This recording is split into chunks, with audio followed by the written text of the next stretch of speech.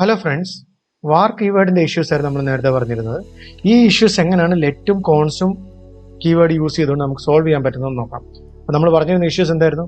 Function അല്ലെങ്കിൽ global scoping ആയിരുന്നു വാറിനുണ്ടായിരുന്നത്. അതുപോലെ റീഡിക്ലറേഷൻ ഇഷ്യൂസും ഹോയിസ്റ്റിംഗ് ഇഷ്യൂസും ഉണ്ടായിരുന്നു അല്ലേ. നമുക്കിതെങ്ങനെ സോൾവ് ചെയ്യാമെന്ന് നോക്കാം. സപ്പോസ് നമ്മുടെ നേരത്തെ പറഞ്ഞിരുന്നു ഒരു ഫംഗ്ഷൻ ഫസ്റ്റ് വാർ യൂസ് ചെയ്തിട്ടാണെങ്കിൽ അതിന് ഗ്ലോബൽ സ്കോപ്പോ അല്ലെങ്കിൽ ആ ഫംഗ്ഷൻ സ്കോപ്പോ ആയിരിക്കും അല്ലേ. നമ്മൾ ലെറ്റ് യൂസ് ചെയ്യുകയാണെന്നുണ്ടെങ്കിൽ ലെറ്റിൻ്റെ അകത്ത് നമ്മളൊരു വേരിയബിൾ ഡിക്ലെയർ ചെയ്ത് കഴിഞ്ഞാൽ, ഫോർ എക്സാമ്പിൾ നമ്മൾ y എന്ന് പറഞ്ഞൊരു വേരിയബിൾ ഡിക്ലെയർ ചെയ്തു. അതായത് ഈ ഒരു ബ്ലോക്കിൻ്റെ അകത്ത് ഡിക്ലെയർ ചെയ്യുകയാണെങ്കിൽ ഈ ബ്ലോക്കിൻ്റെ അകത്ത് മാത്രമേ ഈ ഒരു വേരിയബിളിൻ്റെ ആക്സസ് ഉണ്ടായിരിക്കുള്ളൂ. നമ്മൾ പുറത്ത് ഈ വേരിയബിളിനെ വിളിക്കാൻ നോക്കി കഴിഞ്ഞാൽ എന്ത് പറ്റും? അൺകോട്ട് റെഫറൻസർ y ഈസ് നോട്ട് ഡിഫൈൻഡ് എന്ന് പറഞ്ഞുകൊണ്ട് വരും. അപ്പോൾ ഫസ്റ്റ് 20 പ്രിൻ്റ് അയക്കുന്ന ഇതിൻ്റെ അകത്തുനിന്നാണ്. നമ്മൾ രണ്ടാമത് കൺസോളിലൊക്കെ പുറത്തുനിന്ന് വിളിച്ചു കഴിഞ്ഞപ്പോഴത്തേന് y ഈസ് നോട്ട് ഡിക്ലെയർഡ് എന്ന് പറഞ്ഞുകൊണ്ട് വരുന്നു. ഇതിന് കാരണം എന്ന് പറയുന്നത് ഇത് ബ്ലോക്ക് സ്കോപ്പാണ്. ലെറ്റ് ആയാലും കോൺസ് ആയാലും ആ ബ്ലോക്കിൻ്റെ അകത്ത് മാത്രമേ അതിന് സ്കോപ്പ് കാണത്തുള്ളൂ. ആ ഫംഗ്ഷൻ സ്കോപ്പ് ആയിരിക്കത്തില്ല. ഈ ഫംഗ്ഷൻ്റെ അകത്ത് നോർമലായിട്ട് എഴുതി കഴിഞ്ഞാൽ മാത്രമേ നമുക്ക് ഫംഗ്ഷൻ സ്കോപ്പ് കിട്ടുള്ളൂ. അല്ലെങ്കിൽ പുറത്ത് എഴുതേണ്ടി വരും ഗ്ലോബൽ സ്കോപ്പ് കിട്ടണമെന്നുണ്ടെങ്കിൽ. ഓക്കെ, അപ്പം അത് കാരണം മെയിനായിട്ട് ഒരു ഇഷ്യൂ സോൾവ് ആയി. നമ്മൾ നേരത്തെ പറഞ്ഞ ഇഷ്യൂസ് എന്തൊക്കെയായിരുന്നു? Function and global scoping issues ഉണ്ടായിരുന്നു. അതായത് നമ്മൾ ഒരു വേരിയബിളിനെ ഗ്ലോബലി എവിടെയെങ്കിലും ഡിക്ലെയർ ചെയ്തിട്ടുണ്ടെങ്കിൽ ആ വേരിയബിളിനെ നമ്മൾ റീഡിക്ലെയർ ചെയ്യാൻ നോക്കിക്കഴിഞ്ഞാൽ, വാർ വെച്ചിട്ട് റീഡിക്ലെയർ ചെയ്യാൻ നോക്കിക്കഴിഞ്ഞ് കഴിഞ്ഞാൽ നമുക്ക് ആ ഫങ്ഷനാലിറ്റി വേറെ രീതിയിൽ നമുക്ക് അഫക്റ്റ് ചെയ്യുന്നു വരാം. അതായത് നമ്മളൊരു കൗണ്ടർ വെച്ചിട്ടുണ്ടെന്ന് നോക്കുക. നമ്മൾ കുറേ ജാവാസ്ക്രിപ്റ്റ് ഫയൽസ് ലോഡ് ചെയ്തിട്ടുണ്ട്. ഏതെങ്കിലും ഒരു ഫയലിൻ്റെ അകത്ത് നമ്മൾ വാറിനകത്ത് ഒരു വേരിയബിളിൻ്റെ കൗണ്ട് ഇട്ടിട്ടുണ്ട്.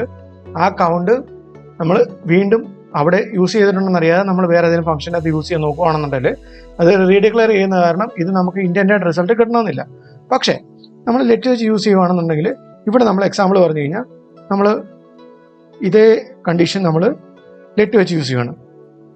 ഞാൻ ഈ വേരിയബിൾ ഇവിടെ ഡിക്ലെയർ ചെയ്തു, ഇതേ വേരിയബിൾ ഇതിൻ്റെ അകത്തും ഡിക്ലെയർ ചെയ്തു. എന്താ സംഭവിക്കുന്നത് നോക്കാം. ഉണ്ടോ? അതായത് നമുക്ക് ഈ ഒരു ബ്ലോക്ക് സ്കോപ്പിൻ്റെ അകത്തുള്ള y എന്ന് പറയുന്ന വേരിയബിളിനെ, ലെറ്റ് വേരിയബിളിനെ ഇതിനകത്ത് മാത്രമേ ഉള്ളൂ ആക്സസ്.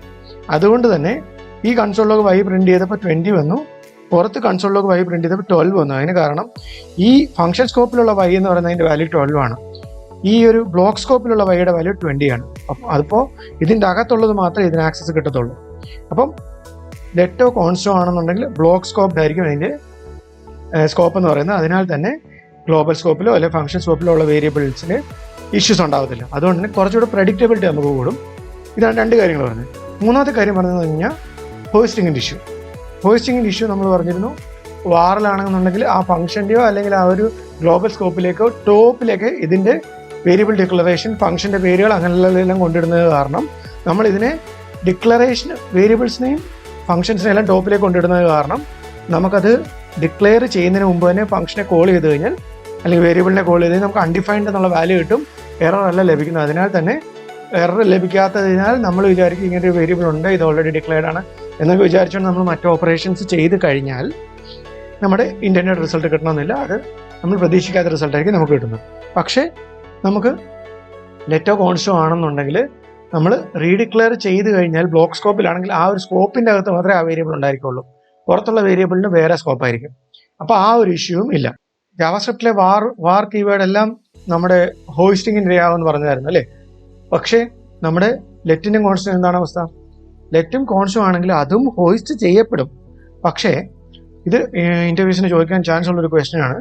ലെറ്റും കോൺസ്റ്റും വാർ പോലെ തന്നെ ഹോയിസ്റ്റ് ചെയ്യപ്പെടും, പക്ഷേ അതൊരു ടെമ്പറൽ ഡെഡ് സോണിലായിരിക്കും. എന്ന് വെച്ച് കഴിഞ്ഞാൽ ഇത് ഡെഡ് പോലെ ആയിരിക്കും, പക്ഷെ ഇതിൻ്റെ ഡിക്ലറേഷൻ വരുന്നിടം വരെ ഇതിനെ നമുക്ക് ആക്സസ് ചെയ്യാനോ യൂസ് ചെയ്യാനോ സാധിക്കില്ല.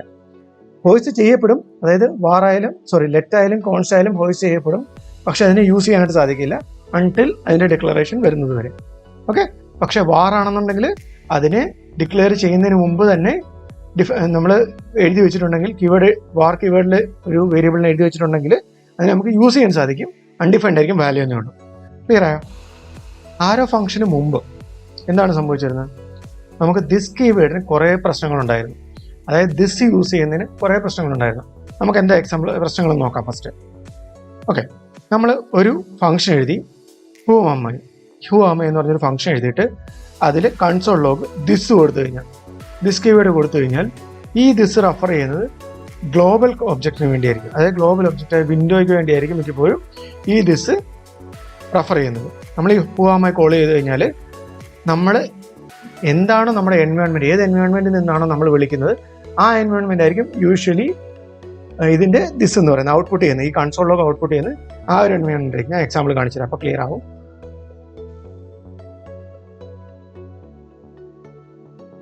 കണ്ടോ, നമ്മൾ ഈ ഫംഗ്ഷൻ കോൾ ചെയ്ത് കഴിഞ്ഞാൽ ദിസ് കോൾ ചെയ്തപ്പോഴത്തേനും ഇത് ഡയറക്റ്റ് കോൾ ചെയ്യുവാണ്. ഡയറക്റ്റ് കോൾ ചെയ്ത് കഴിഞ്ഞപ്പോൾ ഈ ഫംഗ്ഷൻ്റെ അകത്ത് ഇതിൻ്റെ അകത്ത് ദിസ് എന്ന് പറയുന്നത് ഗ്ലോബൽ വേരിയബിൾ ആയിരിക്കും. അത് ഏത് എൻവയോൺമെൻറ്റിലാണോ കോൾ ചെയ്യുന്നത് ആ എൻവയോൺമെൻറ്റ് ഗ്ലോബൽ വേരിയബിൾ ആയിരിക്കും, അല്ലെങ്കിൽ അതിൻ്റെ ആ എൻവയോൺമെൻറ്റിലുള്ള ടോപ്പ് വേരിയബിൾ ആയിരിക്കും അതിനായിട്ട് കോൾ ചെയ്യുന്നത്. അപ്പോൾ വെറുതെ ഒരു നോർമൽ ഫംഗ്ഷനെ ഡയറക്റ്റ് കോൾ ചെയ്തിട്ട് പിന്നെ ദിസ് കൺസോൾ ലോഗ് ചെയ്ത് കഴിഞ്ഞാൽ ആ എൻവയോൺമെൻറ്റ് അനുസരിച്ച് മേ ബി വിൻഡോ ആയിരിക്കാം, അങ്ങനെ എന്തെങ്കിലും ആയിരിക്കും അതിൻ്റെ ദിസ് കോൾ ചെയ്യുന്നത്. ഓക്കെ, അപ്പം നമ്മൾ ഒരു മെത്തേഡിൻ്റെ ഒരു ഒബ്ജക്റ്റിൻ്റെ മെത്തേഡായിട്ട് നമുക്ക് ദിസ് യൂസ് ചെയ്ത് കഴിഞ്ഞാൽ എന്നെ സംഭവിക്കാൻ നോക്കാം. ഓക്കെ, പേഴ്സൺ എന്ന് പറയുന്നൊരു ഒബ്ജക്റ്റ്, അതിനകത്ത് നെയിം ആലീസ് ഗ്രീറ്റ് എന്ന് പറഞ്ഞൊരു ഫംഗ്ഷൻ കോൾ ചെയ്യുന്നു. ആ ഫംഗ്ഷനകത്ത് ദിസ് ഡോട്ട് നെയിം എന്ന് പറഞ്ഞ് കൺസോൾ ലോഗ് ചെയ്യുന്നു. അപ്പോൾ ഈ ദിസ് എന്തിനെ വിളിക്കുക നമുക്ക് നോക്കാം. Here this refers to the person object. അതായത് നമ്മൾ ഈ ഒബ്ജക്റ്റിൻ്റെ അകത്താണ് ഈ ഒരു ഫംഗ്ഷൻ്റെ അകത്ത് ദിസ് വിളിക്കുന്നത് അല്ലേ. അപ്പോൾ ഇതിനെ വിളിക്കുന്ന ഒബ്ജക്റ്റ് ഏതാണോ ആ ഒബ്ജക്റ്റ് ആയിരിക്കും ഇതിൻ്റെ ദിസ്. അത് ഡോട്ട് അതിൻ്റെ നെയിമിനെ നമ്മൾ കോൾ ചെയ്ത് കഴിഞ്ഞാൽ നെയിം എന്ന് കീവേഡിനെ കോൾ ചെയ്ത് കഴിഞ്ഞാൽ അതിൻ്റെ വാല്യൂ ആയിരിക്കും നമുക്ക് പ്രിൻ്റ് ആവുന്നത്. നമുക്ക് റൺ ചെയ്ത് നോക്കാം. ആലീസ് പ്രിൻ്റ് ആയി അല്ലേ. ഇനി മൂന്നാമത് നമുക്കൊരു കേസ് ഉണ്ട്. അതായത് ഈ രണ്ട് കേസ് നമ്മൾ ഒന്നുകൂടെ പറയാം. ഡയറക്റ്റ്ലി കോൾ ചെയ്യുകയാണെങ്കിൽ അത് ഏത് എൻവയോൺമെൻറ്റിലാണോ നിൽക്കുന്നത് അതിൻ്റെ ദിസ് ആയിരിക്കും കോൾ ആവുന്നത്. മേ ബി വിൻഡോ ഫംഗ്ഷൻ ആയിരിക്കാം, അങ്ങനെ എന്തെങ്കിലും ആയിരിക്കും അല്ലേ. പക്ഷേ ഈ ഫംഗ്ഷനെ നമ്മൾ ഈ മെത്തേഡിനെ ഒരു ഒബ്ജക്റ്റിൻ്റെ മെത്തേഡായിട്ട് കോൾ ചെയ്ത് കഴിഞ്ഞാൽ, അല്ല ദിസിനെ ഒരു ഒബ്ജക്റ്റിൻ്റെ മെത്തേഡായിട്ട് കോൾ ചെയ്ത് കഴിഞ്ഞാൽ ആ ഒബ്ജക്റ്റ്, അതായത് ഇതിൻ്റെ പേരൻ്റ് ആയിരിക്കും അതിൻ്റെ ദിസ് എന്ന് പറയുന്നത്. ഓക്കെ, അപ്പോൾ അതിൻ്റെ അകത്തുള്ള നെയിം എന്നുള്ള കീയെ കോൾ ചെയ്തിട്ട് അതിൻ്റെ വാല്യൂ എടുത്ത് പ്രിൻറ്റ് ചെയ്യും. ക്ലിയർ ആണ്. ഈ രണ്ട് കേസുണ്ട്. ഇനി മൂന്നാമതൊരു കേസ് വരുന്നുണ്ട്. മൂന്നാമത്തെ കേസ് എന്ന് പറഞ്ഞു കഴിഞ്ഞാൽ നമ്മുടെ assigned A call back function ഒരു കോൾ ബാക്ക് ഫംഗ്ഷനായിട്ട് അസൈൻ ചെയ്യുകയോ അല്ലെങ്കിൽ നെസ്റ്റഡ് ഫംഗ്ഷൻസ് ആയിട്ട് അസൈൻ ചെയ്യുകയോ ചെയ്യുമ്പോൾ നമുക്ക് കിട്ടുന്ന റിസൾട്ട് നമ്മൾ പ്രതീക്ഷിക്കുന്ന റിസൾട്ട് ആയിരിക്കില്ല. അതായത് ഇതാണ് മെയിൻ ഒരു ഇഷ്യൂ എന്ന് പറഞ്ഞിട്ട് ദിസ് കീവേഡുമായിട്ടുള്ളത്. അതായത് പഴയ ജാവാസ്ക്രിപ്റ്റിൻ്റെ അകത്ത്, അതായത് ES5-ലുള്ള ജാവാസ്ക്രിപ്റ്റിനകത്തുള്ള മെയിൻ ഒരു ഇഷ്യൂ ഇതായിരുന്നു. ദിസ് കീവേഡിനെ പ്രോപ്പറായിട്ട് യൂസ് ചെയ്യാനായിട്ട് സാധിക്കില്ല. പ്രോപ്പറായിട്ട് യൂസ് ചെയ്യാൻ സാധിക്കാത്ത കേസുകളാണിത്. മെയിനായിട്ട് നമ്മൾ കോൾ ബാക്ക് ഫംഗ്ഷൻസിലോ അല്ലെങ്കിൽ നെസ്റ്റഡ് ഫംഗ്ഷൻസിലോ ദിസ് കീവേഡ് യൂസ് ചെയ്ത് കഴിഞ്ഞാൽ ഇവിടെ നോക്കാം. ഇവിടെ ഒരു ബട്ടൺ എലമെന്റിനെ എടുത്തു. ആ ബട്ടൺ എലമെന്റ് ആഡ് ഇവന്റ് ലിസണറിനകത്ത് ക്ലിക്ക് ഫംഗ്ഷനകത്ത് നമ്മൾ കൺസോൾ ലോഗ് ദിസ് ചെയ്തു അല്ലേ. ദിസ് ചെയ്തപ്പോൾ എന്താ സംഭവിക്കാം? ഇത് നമുക്ക് ഈ ഒരു ബട്ടണിന്റെ ദിസ് തന്നെ കിട്ടണമെന്നില്ല. ബട്ടൻ്റെ ആഡ് ഇവന്റ് ലിസണറാണ് നമ്മൾ കൊടുത്തേക്കുന്നതെങ്കിലും ഇതായിരിക്കണം എന്നില്ല ഇതിന്റെ ദിസ്. മേ ബി അതതിന്റെ വിൻഡോ ഫംഗ്ഷനോ അല്ലെങ്കിൽ ഗ്ലോബൽ വെച്ചിട്ട് എന്തെങ്കിലും ആവാം. മനസ്സിലായോ? അപ്പോൾ ദിസ് എന്ന് പറയുന്നത് അൺപ്രഡിക്റ്റബിൾ ആണ് ഫംഗ്ഷൻ യൂസ് ചെയ്യുന്ന കേസിൽ. അതായിരുന്നു ജാവാസ്ക്രിപ്റ്റിന്റെ മെയിൻ ഒരു പോരായ്മ. അതായത് ഡയറക്റ്റ് വിളിച്ച് കഴിയുമ്പോൾ അത് ചിലപ്പോൾ അതിൻ്റെ ഗ്ലോബൽ ഒബ്ജക്റ്റ് ആയിരിക്കും എടുക്കുന്നത്. അതേപോലെ ഒരു മെത്തേഡിനകത്ത് വിളിച്ചു കഴിഞ്ഞാൽ ഒരു ഒബ്ജക്റ്റിനകത്ത് ആ മെത്തേഡായിട്ട് വിളിച്ചു കഴിഞ്ഞാൽ ആ ഒബ്ജക്റ്റ് ആയിരിക്കും അതിൻ്റെ ദിസ് എന്ന് പറയുന്നത്. പക്ഷേ ഒരു കോൾ ബാക്കിൻ്റെ അകത്തോ ഒരു നെസ്റ്റഡ് ഫംഗ്ഷനകത്തോ വിളിച്ചു കഴിഞ്ഞാൽ നമുക്ക് പറയാൻ പറ്റില്ല, അൺപ്രഡിക്റ്റബിൾ ആയിരിക്കും. ചിലപ്പോൾ ഇപ്പോൾ ബട്ടൻ്റെ ഇവന്റ് ലിസണർ ആണെങ്കിൽ ചിലപ്പോൾ ബട്ടൺ ആയിരിക്കും, ചിലപ്പോൾ അതിൻ്റെ വിൻഡോ ഫംഗ്ഷൻ ആയിരിക്കും, ഗ്ലോബൽ ഫംഗ്ഷൻ ആയിരിക്കും. അങ്ങനെ ദിസ് എന്ന് പറയുന്നത് അൺപ്രഡിക്റ്റബിൾ ആയിരിക്കും നമ്മുടെ ഫംഗ്ഷൻ, നോർമൽ ഫംഗ്ഷൻ യൂസ് ചെയ്യുന്ന സമയത്ത്. എന്തിനാണ് ആരോ ഫംഗ്ഷൻസ് യൂസ് ചെയ്യുന്നത്? ആരോ ഫംഗ്ഷൻസിൻ്റെ യൂസസ് നോക്കാം. ഒന്നെന്ന് പറഞ്ഞു കഴിഞ്ഞാൽ സിൻടാക്സ് വളരെ സിമ്പിളാണ്. രണ്ടാമത്തെ യൂസ് കേസ് എന്ന് പറഞ്ഞാൽ implicit return for single line expression ഓട്ടോമാറ്റിക്കായിട്ട് അത് തന്നെ റിട്ടേൺ ചെയ്യും. മൂന്നാമത്തെ പറഞ്ഞാൽ ലെക്സിക്കൽ ദിസ് കീവേഡിനെ ബൈൻഡ് ചെയ്യുന്ന ഇത് മൂന്ന് കാര്യങ്ങളാണ്. ഞാൻ ക്ലിയർ ആയിട്ട് പറഞ്ഞുതരാം. അപ്പോൾ നമുക്ക് എക്സാമ്പിളിലൂടെ നോക്കാം. ഫോർ എക്സാമ്പിൾ, നമ്മളൊരു നോർമൽ ഫംഗ്ഷൻ എഴുതുന്നു. മൈ ഫൺ എന്ന് പേരുള്ള ഒരു ഫംഗ്ഷൻ വേരിയബിളിലേക്ക് നമ്മളൊരു ഫംഗ്ഷനെ സ്റ്റോർ ചെയ്യുന്നു. ഓക്കെ, ഇനി ഇത് നമ്മൾ സ്റ്റോർ ചെയ്തു. ഇതിനെ നമ്മൾ കോൾ ചെയ്യുകയാണെന്നുണ്ടെങ്കിൽ നമ്മൾ എഴുതി വെച്ചിരിക്കുന്ന കൺസോൾ ലോഗ് ഹലോ ഫ്രണ്ട് എന്ന് പറഞ്ഞ് പ്രിന്റ് ചെയ്യും അല്ലേ.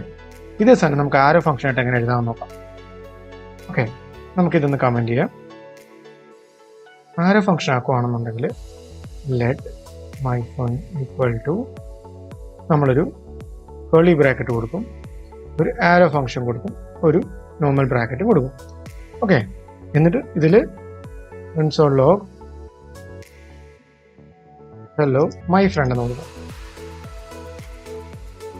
ഒരു നോർമൽ ഫംഗ്ഷനും ഒരു ആരോ ഫംഗ്ഷനും തമ്മിലുള്ള ഫസ്റ്റ് ഡിഫറൻസ് ഇതാണ്. ഓക്കെ, അപ്പോൾ നമ്മൾ ഒരു പാരാമീറ്റർ ഇല്ലാത്ത ഒരു ഫംഗ്ഷൻ ആണെന്നുണ്ടെങ്കിൽ നമ്മൾ ജസ്റ്റ് സിംഗിൾ ബ്രാക്കറ്റ് കൊടുത്തിട്ട്, അതായത് ഓപ്പണിംഗ് ക്ലോസിംഗ് ബ്രാക്കറ്റ് കൊടുത്ത് ഒരു ആരോ ഫംഗ്ഷൻ കൊടുത്തു കഴിഞ്ഞാൽ നോർമൽ ഫംഗ്ഷൻ നമുക്ക് ആരോ ഫംഗ്ഷൻ ആക്കാൻ പറ്റും.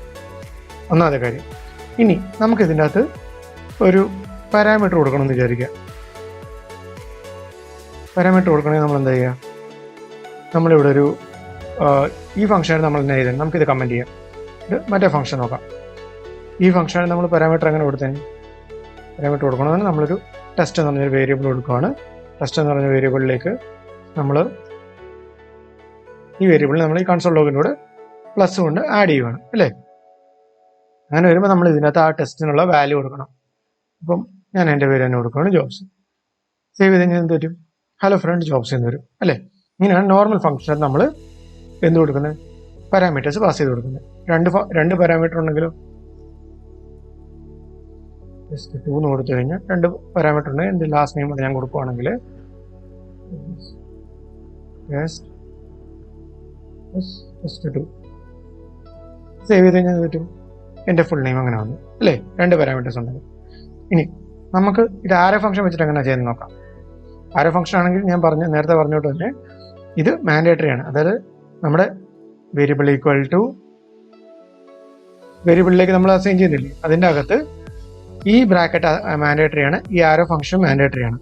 ഓക്കെ, അപ്പോൾ നമുക്ക് ഇതിൻ്റെ പാരാമീറ്റേഴ്സ് കൊടുക്കുകയാണ്. നമ്മൾ 2 പാരാമീറ്റേഴ്സ് കൊടുക്കുകയാണെങ്കിൽ ഇതിൻ്റെ അകത്ത് ടെസ്റ്റ് 2 നമുക്ക് ഒരെണ്ണം മാത്രമേ ഇപ്പോൾ കൊടുത്തു നോക്കാം. ടെസ്റ്റ് എന്ന് കൊടുത്തു വെച്ചു. അങ്ങനെയാണെങ്കിൽ നമ്മളിവിടെ ടെസ്റ്റ് എന്ന് എഴുതി കഴിഞ്ഞാൽ നമുക്ക് ഈ പാരാമീറ്ററിന് ഡയറക്റ്റ് കോൾ ആയി ഹലോ മൈ ഫ്രണ്ട് ടെസ്റ്റ് കണ്ടോ. മൾട്ടിപ്പിൾ വേരിയബിൾസ് കൊടുക്കണമെന്നുണ്ടെങ്കിൽ നമ്മൾ നേരത്തെ പറഞ്ഞുകൊണ്ട് തന്നെ ടെസ്റ്റ് 2 കൊടുക്കുന്നു. ടെസ്റ്റ് കൊടുത്തു കഴിഞ്ഞാൽ നമ്മളതും ഇവിടെ ടെസ്റ്റ് 2 പ്രിന്റ് ചെയ്ത് കഴിഞ്ഞാൽ hello my friend jobs workers വന്നു ആണോ. ഇങ്ങനെ നമുക്ക് മൾട്ടിപ്പിൾ പാരാമീറ്റേഴ്സ് സെറ്റ് ചെയ്യാം.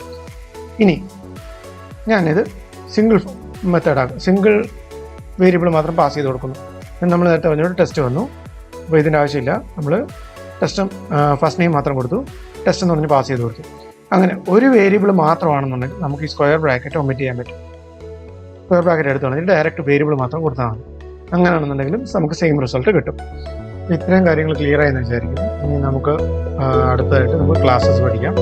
അപ്പോൾ നിങ്ങൾക്ക് വീഡിയോ ഇഷ്ടപ്പെട്ടെങ്കിൽ ലൈക്ക് ചെയ്യുക, ഷെയർ ചെയ്യുക, സബ്സ്ക്രൈബ് ചെയ്യുക. Thank you.